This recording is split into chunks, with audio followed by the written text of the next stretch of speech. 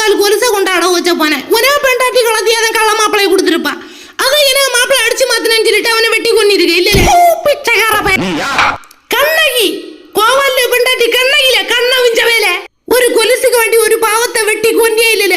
அந்த பாவத்துக்கு பெண்டாட்டி கண்ணகில கண்ணகில காதம் கேட்காத சவுட்டி அளவ உன்னையில யோம்புல அரசனாக்குனேன். சரி உன்னை நீ லேபர் உனக்கு ஒரு லேபர். இவன் எப்படி இருப்பான்? இவனே எல்லாம் வச்சு